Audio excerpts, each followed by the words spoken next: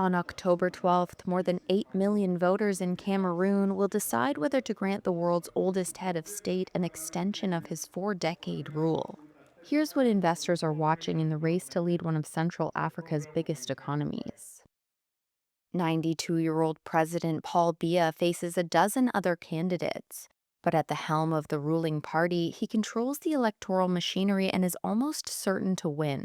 His main challengers are Issa Chiruma Bakary, a former Minister of Employment, and Bello Buuba Maigari, Biya's first prime minister when he took power.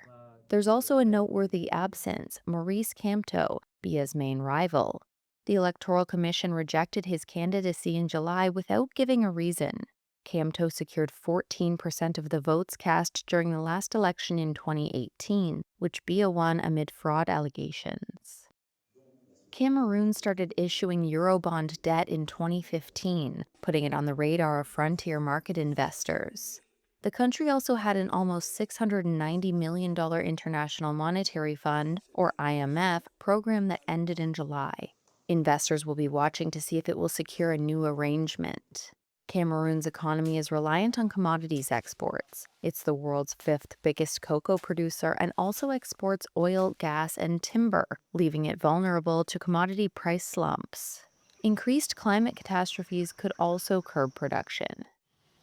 The IMF classifies Cameroon's debt as sustainable, but at a high risk of distress. That could pose a problem for the winner as the government seeks to borrow $1.6 billion locally and abroad to plug a financing gap amid falling disbursements from donors.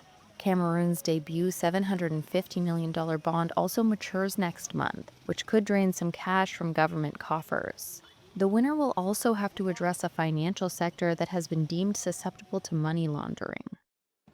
Investors are also closely watching Biya's health. He would be nearly 100 years old if he won the election and served a full term. His age and lack of a clear succession plan raise concerns about the country's stability. But Biya has brushed off concerns about his health and said he is determined to serve the country.